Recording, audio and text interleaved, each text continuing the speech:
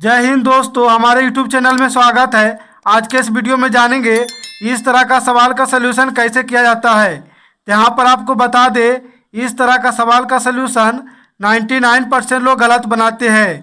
तो यहाँ पर इसका राइट आंसर क्या होगा, तो यहाँ पर जानेंगे। अगर आपको इसका आंसर मालूम है तो आंसर कमेंट बॉक्स में लिखे। तो यहाँ पर सवाल है 1/3 का 1/3 कितना होगा।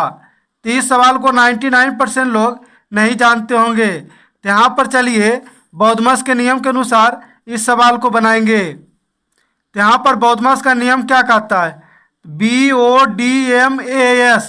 बी से होता है ब्रैकेट, ओ से होता है ऑफ 4 का मतलब होता है गुना, डी से होता है डिवीजन मतलब भाग, एम से होता है मल्टीप्लिकेशन मतलब गुना, ए से होता है एडिशन मतलब जोड़, और एस से होता है सब्सट्रैक्शन मतलब घटाव। तो यहाँ पर बौद्धमस का नियम कहता है पहले ब्रैकेट का काम करेंगे, फिर ऑफ यानी का, फिर भाग, फिर गुना, फिर प्लस, फिर माइनस का। तो यहाँ तक समझ गए होंगे। तब यहाँ पर सवाल है 1/3 का 1/3 कितना होगा। तो यहाँ पर लिखेंगे पहले 1/3 और का मतलब होता है गुना। तो यहाँ पर गुना का चिन्ह देंगे। अब यहाँ पर दिया हुआ है 1/3। तो 1/3 का मतलब होता है, तो देखिए 1/3 का मतलब कहते हैं यानी कि एक पूरे को 3 बराबर भागों में बांटना।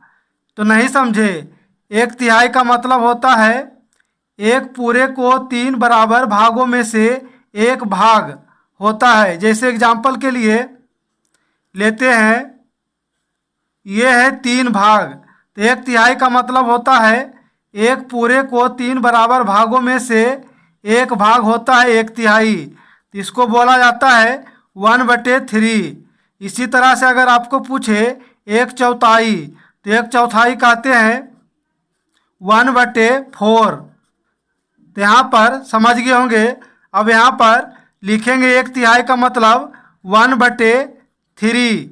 अब यहाँ पर गुना करने का एक रूल होता है, ऊपर से ऊपर को गुना करेंगे तो यहाँ पर हो जाएगा 1 में 1 गुना करेंगे तो यहाँ पर होगा 1, और यहाँ पर नीचे में गुना करेंगे 3 को 3 तो यहाँ पर हो जाएगा 9।